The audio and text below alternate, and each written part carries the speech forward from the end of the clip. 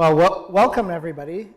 Welcome to tonight's Theology Pub Night. It's a monthly gathering for us here at Wycliffe College, and we're very happy that you've joined us tonight. Before we start, we wanted to open up with a land acknowledgement for recognition of Indigenous peoples who are here before us. We wish to acknowledge this land on which the University of Toronto operates. For thousands of years, it has been the traditional land of the Huron-Wendat, the Seneca, and the Mississaugas of the Credit. Today, this meeting place is still home to many Indigenous people from across Turtle Island, and we are grateful to have the opportunity to work on this land. So, welcome on behalf of Wycliffe College, and we're really pleased to have one of our own faculty, Lissa Wray Beal, as our guest here tonight. And we're going to be talking a little bit about the Old Testament and its relevance today for the church and for our lives. And I'm really looking forward to the conversation.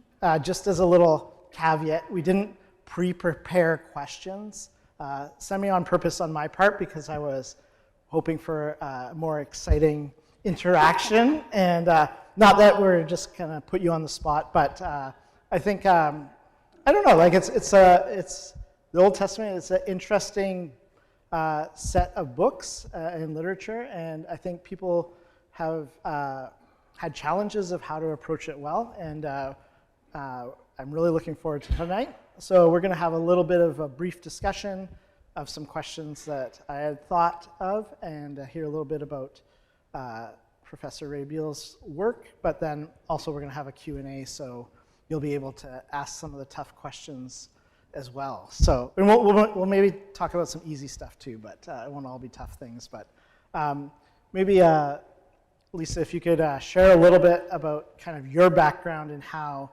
you got excited about studying the Old Testament as a career. Yes, Well, I've always loved the Old Testament, probably because of the stories in it. I am wired for story, and I suspect many of us are. But my real attraction to it and commitment to study it came when I was pastoring. I was in Edmonton in a Pentecostal church at the time, and I found myself really drawn to preaching from the Old Testament.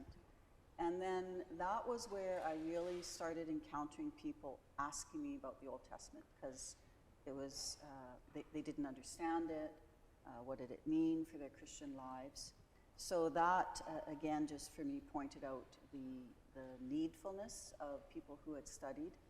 And one of the things, besides the story, but it's a story of this huge, overarching story where God is working on the canvas of space and time. So I love that big story, and it's also a story that's told through really intimate personal stories. So kings and prophets and the unknown serving girl, the unnamed serving girl, and the women warriors and the women judges. And so it's just all these characters. And I love the way the big story and the intimate stories interact. Cool. So in your kind of career, what would you say is the number one misconception people have about the Old Testament? Oh, that's easy. You don't need it anymore. Okay, yeah. Interesting. Yeah, and even in churches where it is read, I think often we just either don't know what to do with it, so we set it aside, or we think that somehow the New Testament has superseded it, and that all we need is a New Testament.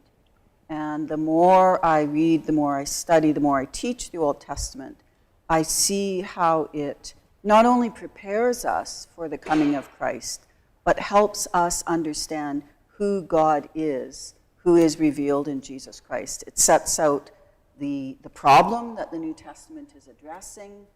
It shows us the background of the solution that God brings about in Christ.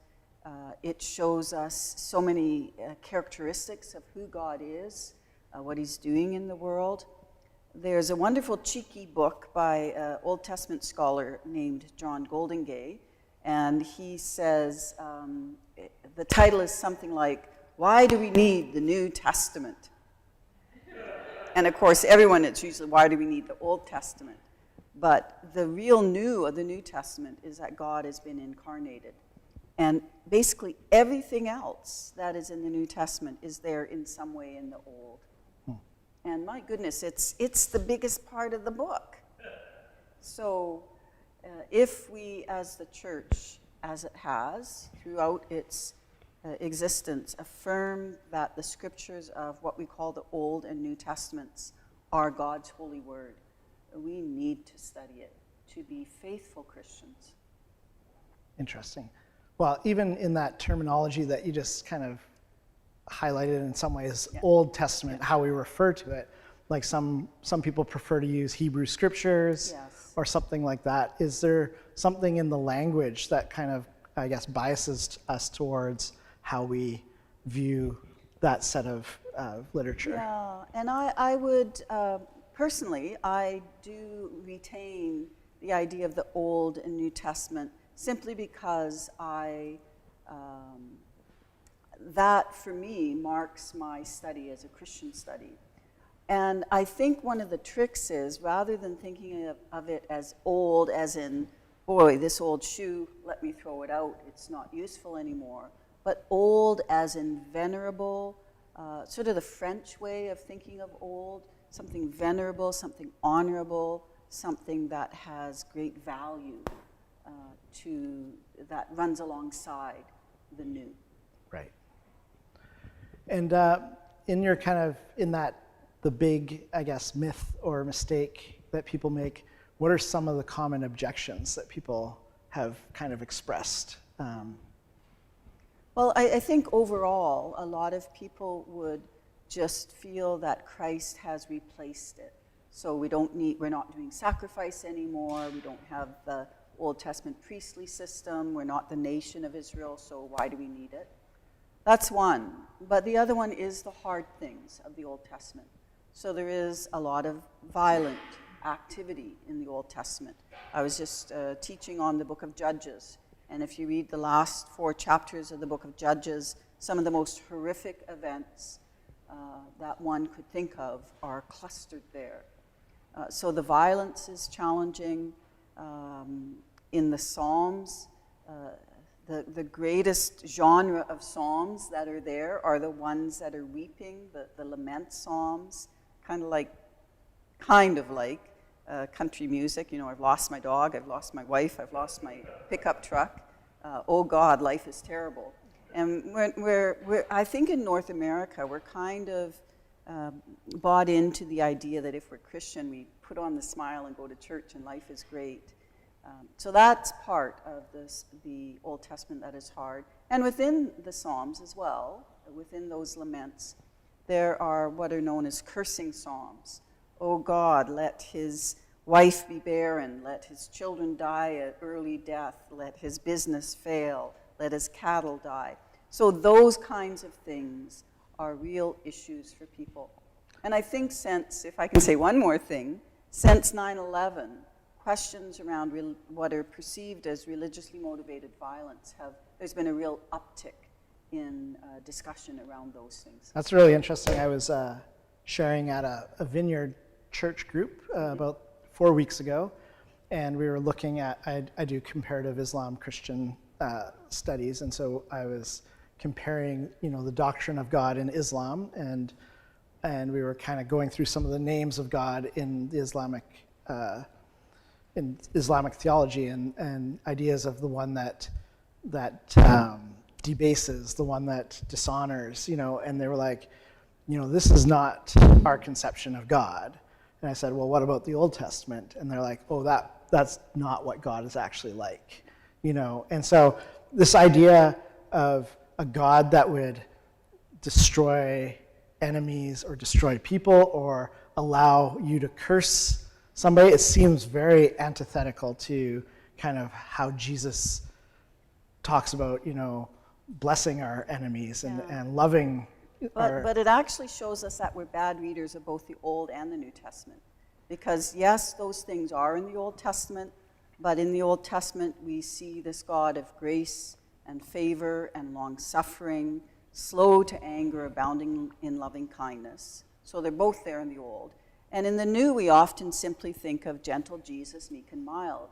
And we forget that in the New Testament, there is violence, that there is cursing, that you read the last part of the book of Revelation, there's warfare, and whether that's real warfare or a metaphor that is being presented to us. So there is the sweetness and light and the darker side, the difficult things in both testaments if we read well. And so you would say that the character of God is consistent from start to finish, or ideally should be. Yes, I would say that it is, that the God we see revealed in Jesus Christ is the God we have seen revealed in the Old Testament.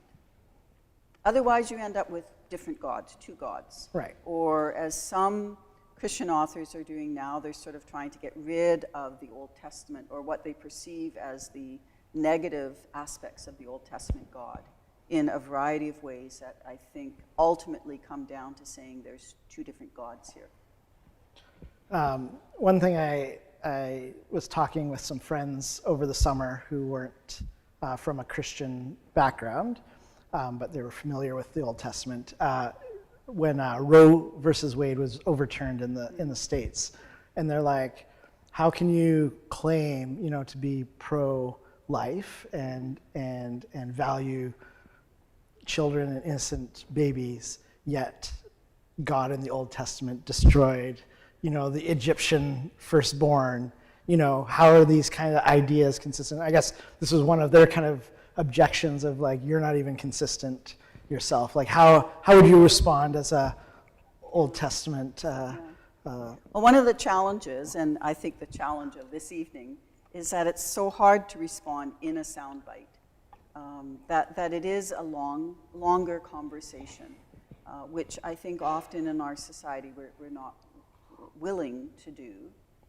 I think one of the things that is probably needful for us to reckon with is that we as readers in a comfortable North America read those kinds of things, like the liberation of the Israelites out of Egypt after Pharaoh had consistently hardened his heart and prevented and enslaved them and put hard labor on them.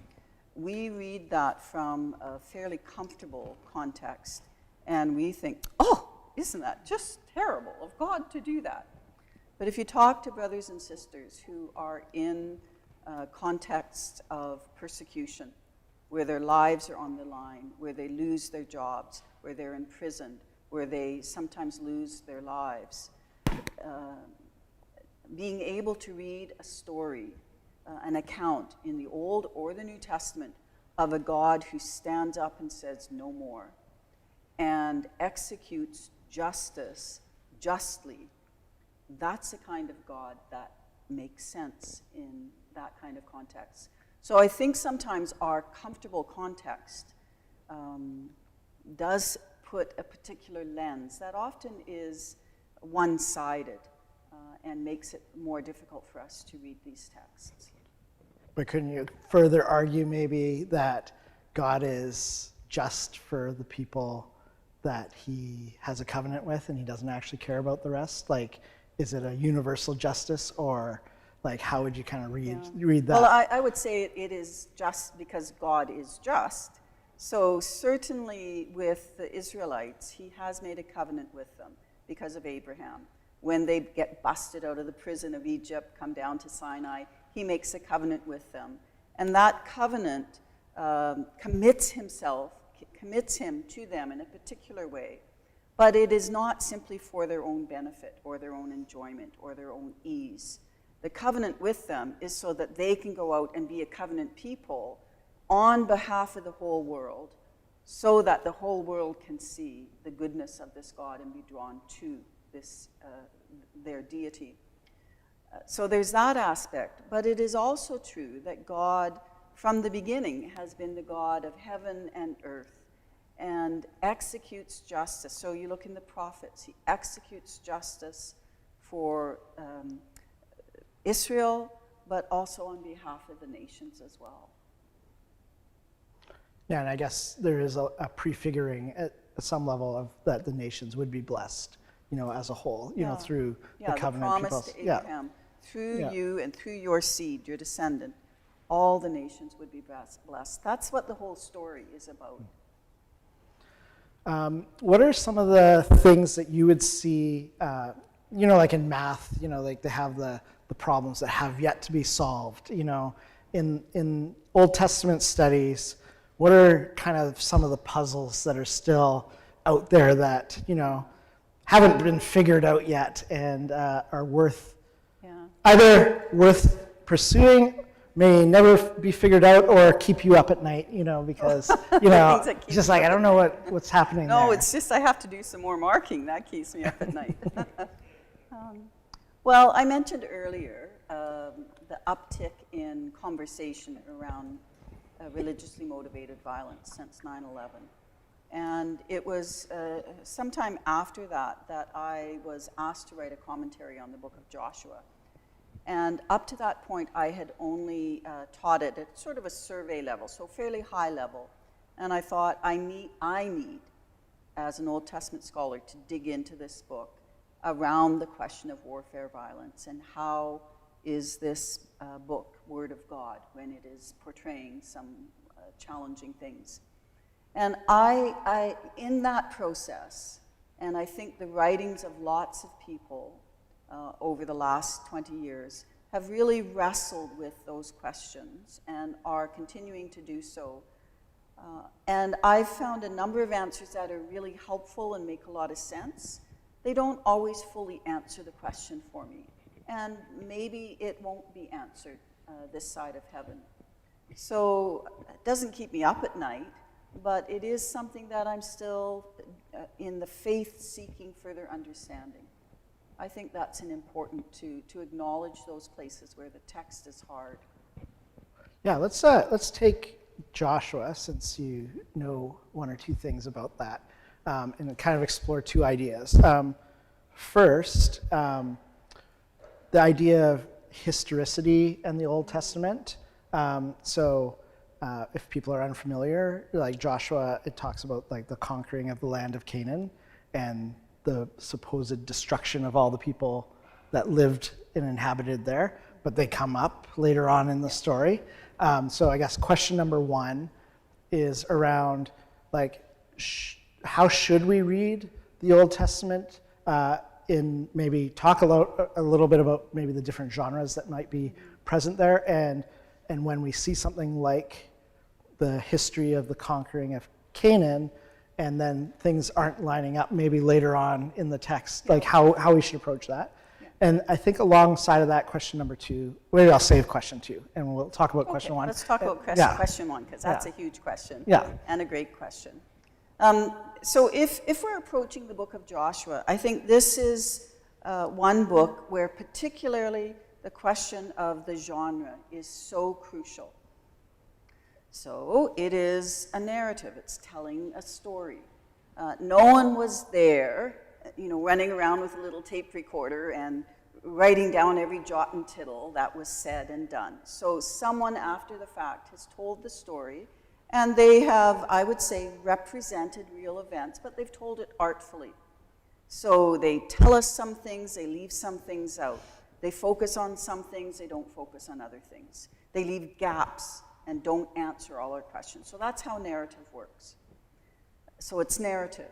It's also a book that is a narrative in service of showing a theology of a God who is bigger and stronger than any other ancient Near Eastern god that was out there to be considered.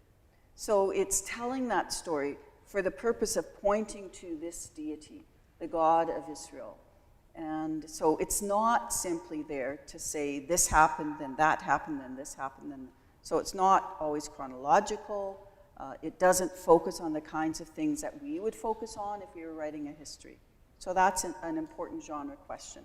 And the third part, which is particularly pertinent for the book of Joshua, is that it is using the sort of genre cues or the style of writing that was used, and we have many, many extant examples of what is known as an ancient Near Eastern conquest account. In ancient Near Eastern conquest accounts, people went in and they utterly destroyed. Well, that is hyperbole. And everyone understood that it was hyperbole because sometimes in the very next verse, the people who were utterly destroyed are still alive and kicking. Or 3 chapters later, they have to be conquered again. The other kinds of things that happen in ancient Near Eastern conquest accounts is that the creation is motivated or used by the deity to fight on behalf of their people. So you think of Joshua 10, where the sun and moon stand still and great stones come down from heaven.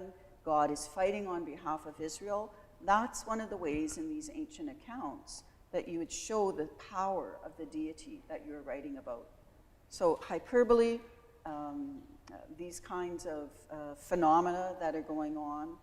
And in the book of Joshua, we also see that the main story is we go into the land and we're successful. And if you read it badly, and most of our Sunday school classes, that's what they teach. They went in, they had victory. But the subtext, which is there, sprinkled throughout the text, is that they were not able to wholly conquer the land in one fell swoop, that it was something that was going to take a long time, and that they had success in certain areas and non-success in other areas.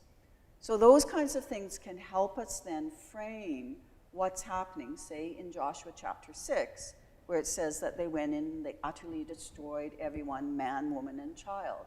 That is, I would say, what you would see in an ancient conquest account. It's hyperbole. They did not go in, they did not destroy every man, woman, and child. When you look at the book of Joshua, the destruction that does happen, the warfare that does happen, is basically directed. It's often defensive.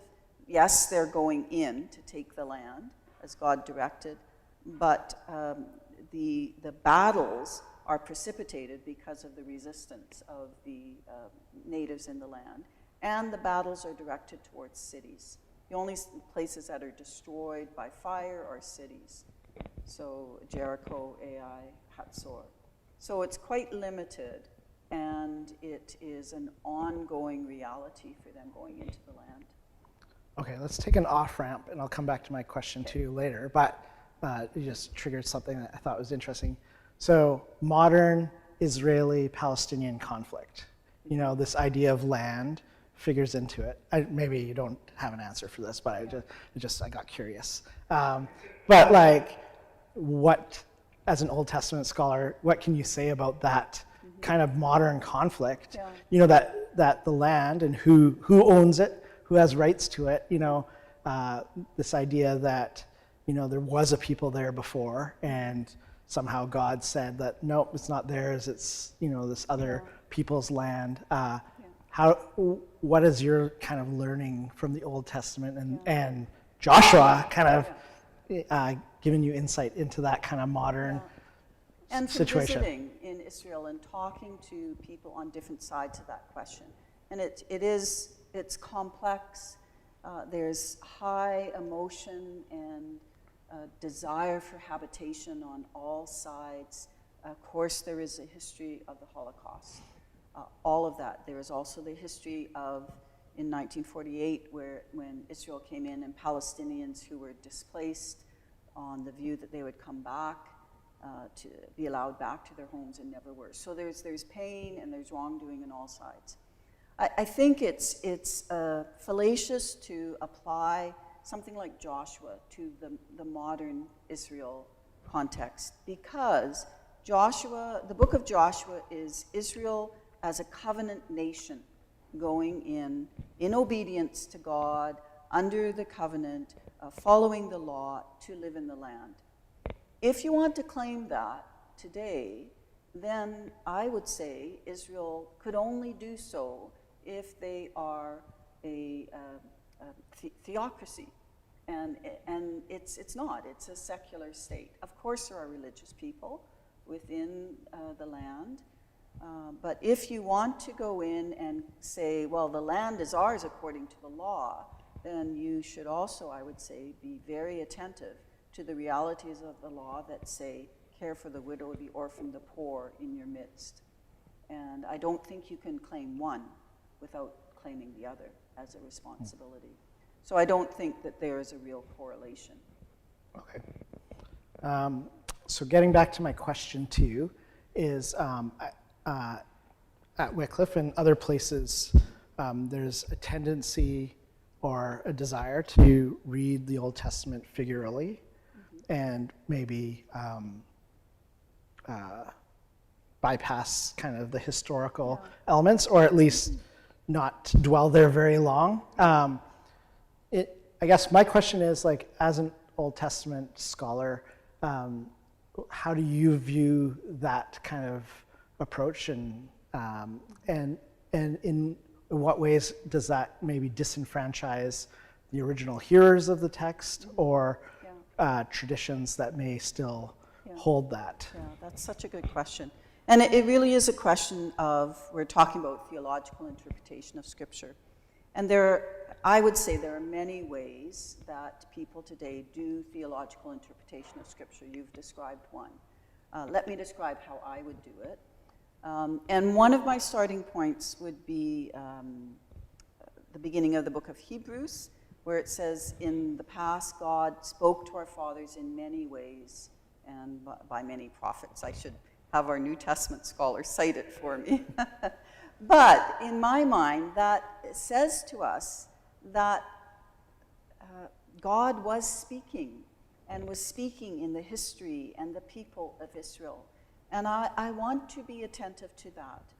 I want to see how God, what do I learn about God by thinking of the Exodus? What do I learn about God by, I'm working in Jeremiah these days, what do I learn about God and his care for his creation, for his covenant people, by hearing the book of Jeremiah in its own context, in its own language. And I think, for me, that is a starting point. And I know that in that, I am preparing to hear, and at the same time, hearing the character of the God that I know has been revealed in Jesus Christ. So I think there is always a place for the historical, the grammatical, digging in and doing that kind of work, because God spoke and I think still speaks in those contexts. So we dig them out. But in my work, for instance, in Joshua and in the book of Kings, I see within the Old Testament itself that there are typological realities that are set up. So in the book of Kings, you have the ideal king set up, and even the best ideal king fails. And over and over and over again, we sort of reach towards that ideal king, and we fall so short. And I see those kinds of typologies in the Old Testament itself, which in my mind then are continuing on into the New Testament to the king, who is the ideal, who comes, who does it right, and undoes all that Jehu did, undoes all that Solomon blew, undoes all that Jeroboam did wrong. And so I think a typological reading is evidence within the Old Testament, and I think does also, alongside that historical, that grammatical, also gives us a conjoint, a sort of model as we are considering the Old Testament in light of the New.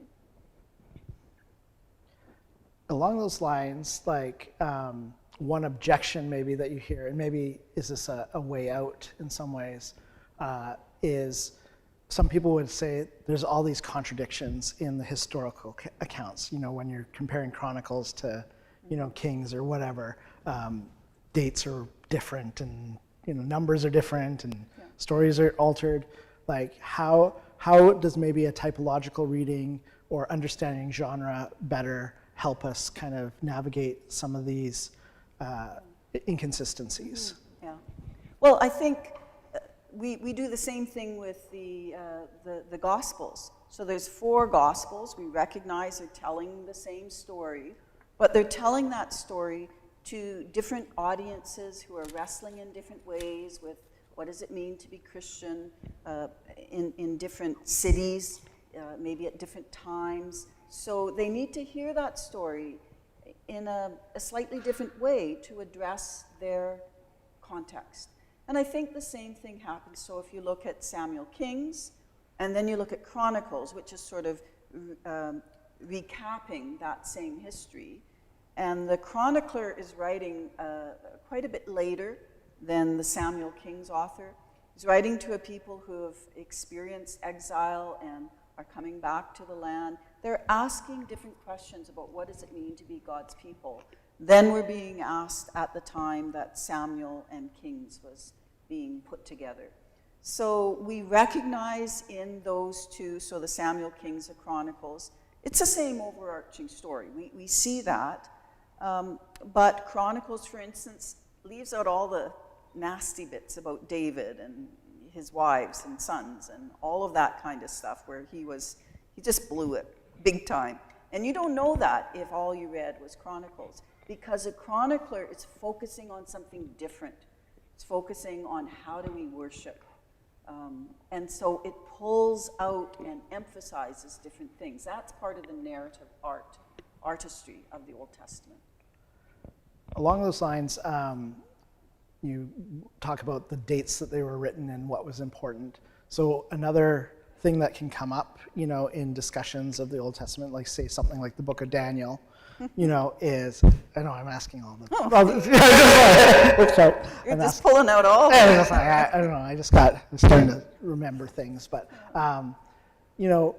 some people would be like, oh, this was written, contemporaneous to the Babylonian captivity, and others would say, no, this is definitely, second century, BCE, post-exilic, how important, I guess, is the dating and authorship of kind of a book of the Old Testament to its, I guess, veracity, but also, its value, and does it in any way, like say, viewing Daniel as a second century, very late, book, does that change essentials of the meaning and content of the book, or its meaning for us as Christians, or our ideas of what Revelation is and the trustworthiness of the Bible as a text itself? Oh, that's a huge ball of wax rolled all together. The church, I think, for centuries has profitably and wisely and with understanding read these books without having to pinpoint exactly when they were written or exactly who wrote it. So I think the story of the text communicates itself well, even if we don't know. And for many of the books, I would say for most of the books, we have ideas about when they were written, but many of them we're not exactly sure. So, for instance, taking the book of Daniel, it's interesting when you look at, I think it's either the Apollos commentary or the Story of God. I think it's the Apollos series. They leave that question of authorship and dating to an end, to almost an afterword, because they want to say, well, what do we hear from the story as it's told? And the story is faithful to itself and you can hear it. You see where the story is leading you. You can hear the themes of the story. And I think the question of dating can sharpen those. So for instance, the book of Ruth, if you understand it's written close to the time of David, it likely has an apologetic purpose. So saying, see, the house of David, this is how it came about, and God was in it. If, as many people understand it being in the post-exilic era, after they've come back, it's seen because the woman in Ruth is a foreigner, it's seen almost as a counterpoint or a counter voice to some of the stuff in Ezra and Nehemiah, where they're being told to put off their foreign wives. So you can see that that question of dating can shape your understanding of the purpose of the story. But I think the story itself, regardless of when you date the book of Ruth, the story itself unfolds from within, from where the story is going, how it says it, how it's using narrative art, what kinds of emphases and repetitions it has, and you hear what the story is saying clearly, I would say, just on its own. So along those lines, and this is, I'm just going to bring them all up, and then we can have Q&A afterwards. But you know, the idea of redaction and multi-authorship of books. You know, so so some of these things, for those that aren't maybe familiar in biblical studies, I brought up Daniel because there was like 2 different languages, you know, in our manuscripts, and that's kind of weird if there's one author. You know, a lot of people talk about the book of Isaiah, for example, of, you know, 1st, 2nd, 3rd. I don't know how many they're up to now, but, you know, this idea that Isaiah didn't write it, but there was like more than one person. How do we approach those kinds of ideas, or are those ideas not important again by using this kind of more canonical kind of view of that? Well, if we start with the idea of the text as inspired, which I would affirm, in some respects, how it came together, we don't know, but we do know and can affirm that it is inspired. So whether it was one person sat down, put pen to paper, and wrote all of 1st and 2nd Kings, or whether it was probably, I think what happened, a collection that developed over time. Both of those processes can be under the inspiration of God. So I think they're interesting questions. I think sometimes they are pertinent questions to our full understanding of the book and its purposes. But the text itself doesn't say, I wrote it. I, Samuel, was here and I wrote the whole thing. If that was an absolutely crucial piece to our understanding of what the message that God is giving to us, if that was crucial, I think God would have told us.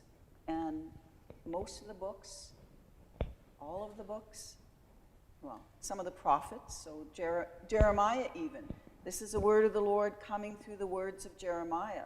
But it seems that some of that book was compiled after the fact. Well, thank you for coming. Thank you, Professor Wray Beal, and we can have some more drinks or popcorn, and thank you for those who joined us online.